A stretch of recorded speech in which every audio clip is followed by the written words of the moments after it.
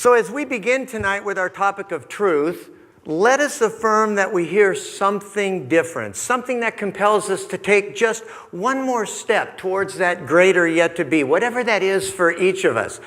Let what each of us hears and feels as that great spirit of life directs us through its loving impulse this evening, let us know and believe that this infinite life of joy, of prosperity, of abundance, of peace, and of love, of perfect health and wholeness, let us know and believe right now that that is our life now. And so the topic of truth tonight is, I choose now. You know, when it's dark and I'm feeling kind of scared, not like because I'm afraid of someone or something, but it's dark and I'm scared because of what's going on inside here. When I forget that tools are at my disposal, my life gets really uncomfortable. There's some form of discontent on the inside, some form of like a dark cloud or a gloom that seems to be overshadowing my mind, and I can't quite put my finger on it. Have you ever had that experience? You know, I pray and I meditate, and what it is that I have finally realized, I finally come to the understanding that it's my prayer that hasn't quite reached a point of acceptance. What Ernest Holmes would call an unqualified and undisputed place of agreement. And that agreement has to take place within the logic of our head and the wisdom of our heart. Or what about when we're feeling trapped? We're in that cycle of recurring events because our focus seems to always be upon the problem. You know, that ailment, the disease, the sickness, the hurt, the pain. And I know that most all of that, when it's happening to me, is just happening up here. And if I could only choose now, instead of projecting my emotions into some time period that hasn't even happened yet. But I got to tell you, my imagination is vivid, and it makes what I'm feeling real, and it feels like it is right now. And I know it can be difficult to discern between what's real and what's imagined if we haven't measured our experience against some truth. The science of mind has principles at our disposal for us to use so that we can move ourselves back into alignment with the truth of our being, our true calling in life. And I know now, because of the years of the study and of the practice, all those classes in the science of mind made it possible for me to not only actually change the experience of my life, it changed my experience of me. Of me. You know, I know absolutely in my heart that this is the best thing that has ever worked for me. I can stand here completely confident in knowing that this is the absolute best application of truth for me in my life. Believe me, before I landed here, I tried everything else. Everything else. And so the shift that has taken place for me that is so huge in this recognition that I have right now is that now I can actually imagine for each of you, as well as for myself now, a life greater than what any of us are experiencing. That's huge for me. I used to only think about myself.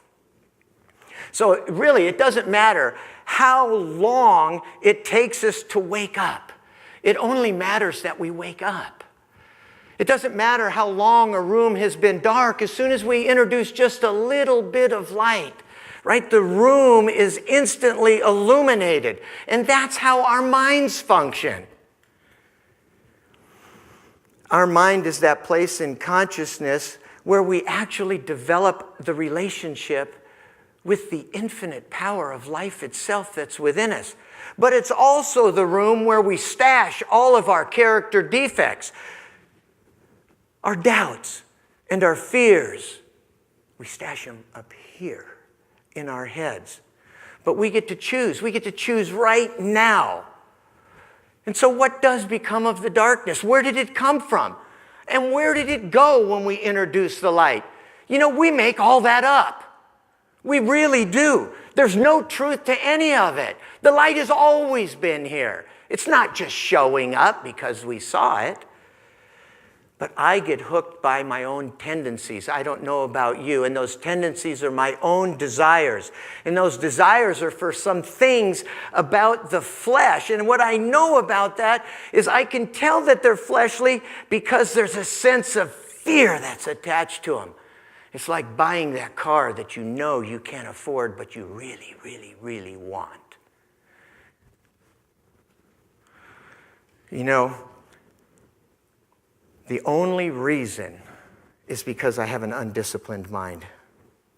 Undisciplined in the fact that I have taken my focus on off of what it is that I truly desire to experience in life, and I've put it on all those other things. You know, I let my pride or my ego edge out those greater ideas of the divine so that the lesser could be revealed. You know? But man, they looked good and exciting at the time. They were like flash in the pan, right? But what I know is that when something rises up now, I've done enough practice to know that those subjective tendencies that show up, they could be healed. They could be rectified. They could be amended. They could be altered. They could be released. I don't care what your preference of word is. It's time to choose now. That's when everything is lined up perfectly in the universe for our perfect and successful experience in life. In whatever we choose, it's our opportunity. So how many of you in this room tonight feel like all you need is the right opportunity and bam, your name's gonna be up there in lights on the marquee, right? Or you'll finally get that promotion at work, or maybe you'll heal that ailment or that sickness, or hopefully that love that you've been waiting for will finally show up in your life. How many of you are that confident about your dream? Because we have to be. We have to be. If we want what we've never had before, we have to be willing to do what we've never done before. And that just makes sense to me. I'm kind of a sensible guy. No matter whatever trouble or setback you may have experienced, or that regret that you may be holding on to, that resentment because someone let you down, that disappointment, because maybe you didn't reach one of the goals that you set for yourself. But I have to tell you, God didn't bring you this far in your evolution to abandon you now. God didn't let you come this far so you can handle it all by yourself and try to figure it out. So it can sit up there all boastfully and say, it's your bed. You made it. You sleep in it. That's not the God that I know. The God that I know says, I have come that you might have more life and you might have it more abundantly. See, it knows our successes, but it never imposes that on us. We have to claim that for ourselves. You see, this is your sign. God is showing you its love and its grace. It says in the Bible, thy grace is my sufficiency. See, there's a presence, an infinite spirit of divine life within each of us, and that presence acts as a power. And that power, it's not doing anything to us like we're victims. It's a power that is here seeking to fulfill us if we would but be open and receptive to allow it to have its way with us. You know, that Spirit of the divine, it inspires us, it guides us, it directs us, it fulfills us. But what it does for me more than anything is it inspires me and gives me the enthusiasm to show mercy and kindness to other people when they're experiencing their dark moments. You see, that power, it moves upon the face of the waters, which is your and my individual awareness of our own truth about life and about God and about the cosmos. And it moves as principles that act as laws, laws that fulfill the impulse of the divine throughout nature and all of creation. And that means through you and me, too. Yay. And when we know that, and when we have that experience, things seem to mellow out, don't they? Things seem to kind of smooth out. We've all had that experience. And so life gets relatively smooth for a while. And everything's going along really nicely. And then.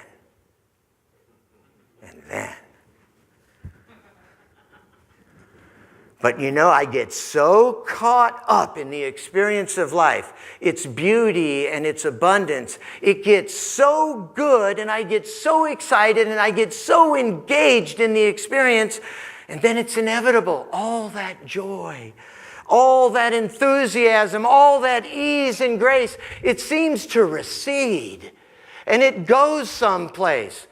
And less desirable experiences start showing up in my life.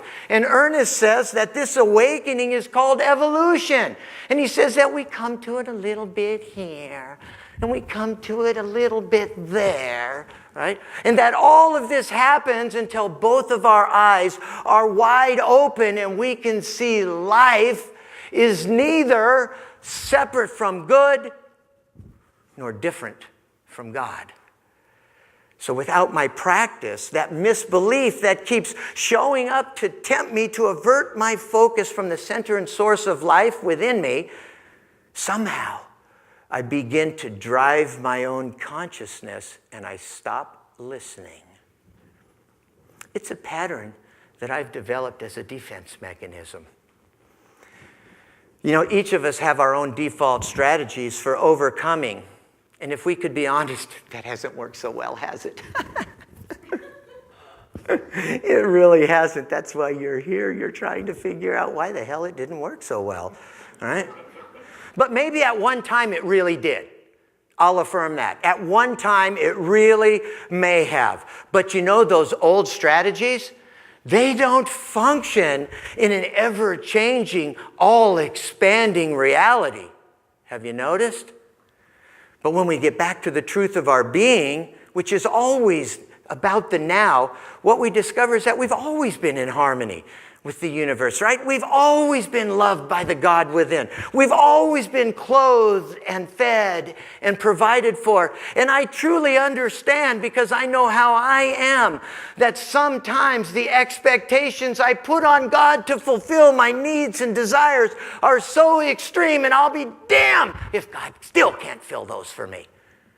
That it still shows up in the most ridiculous ideas I have. It'll still put those into my experience. It fulfills all I desire and then some.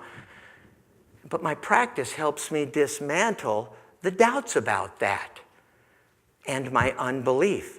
That part of me that always wants to cancel out my good. You know, the one that says, yeah, that's just too good to be true. That kind of unbelief. But I also want to add that if I just try to re-enter my practice by working the law, I only create more confusion and strife before I actually achieve my goal. Let me say that again. If I re-enter my practice because I have found that I have gone out of alignment with my true purpose for life itself, the purpose of God within me, what my soul's intention is, when I stray from that, if I try to get back in just by working the law, I create confusion and strife before I experience what it is I'm after. Now, that doesn't mean that working the law is something we're not supposed to do. I just happen to know that there's a little bit easier practice, something that's significantly more advantageous to the demonstration of our prayer treatment. And I could have made that process so much more efficient if I would have just greased the wheels of the universe with gratitude first and then did my 5-step treatment. You know, it's interesting because it really only takes 1 second. If we could turn our mind away from the problem for just 1 second, that's all it takes to take my mind off the problem, to entertain a new, different thought, one incredibly powerful approach to life, gratitude. And I immediately feel better. I feel better just saying that. So we seek something greater, a desire, and what we're trying to do is fill that void, that desire, with something outside of us or someone outside of us, something that governs a satisfaction that we actually believe we're unable to achieve without that something or someone. What I feel and experience as a joyous, changed reality always works at the underlying belief of everything changes, nothing stays the same. Have you ever heard that? Right? That there's this underlying temptation to think this is never gonna last. It's just too good to be true. You see, but our success does not need a failure to become a fulfilled dream. There's nothing in the divine plan that calls for a failure before success. That only happens in the dictionary. So here's an Aesop fable, and see if you can relate to this. A number of flies were attracted to a jar of honey which had been overturned in a housekeeper's room, and placing their feet in it, they ate greedily. However, their feet became so smeared with the honey that they couldn't use their wings, nor could they release themselves, and they were suffocated. And just as they were expiring, they exclaimed, "Oh, foolish creatures that we are, for the sake of a little pleasure, we have destroyed ourselves." See, we don't need to worry about how things are going to turn out. The law takes care of that. It returns to each of us exactly what we put into it. If our life sucks, it's a pretty good time to add a little bit more good to your recipe of life. So try not complaining about things. Try not talking harshly to yourself for 5 minutes and see if you get a result. Try being generous in an area of your life where you're currently experiencing lack. See, because if we all practice this, all our lives would be more complete, more satisfying. Mine too. You see, I notice patterns now that I never noticed before. How I tear apart my own dreams and I crush my own emotional state of being. And then physically, I don't feel very alive anymore. But now I'm noticing that some of those patterns have disappeared. They actually haven't disappeared. What's happened is they've just become part of a larger tapestry, the whole of the universe within me, rather than me just seeing each scene of life one thread at a time as it passes me by. You see, that's the pain and the suffering. Choosing now is being omnipresent. See, I notice those same patterns I see in myself. They're taking place in the environment around me. And certainly on this globe, I see those patterns in the health of people on this planet. I see it in the experience of prosperity, of relationships, of creativity. I see it of sensuality. I see what I see because I am one with all I see.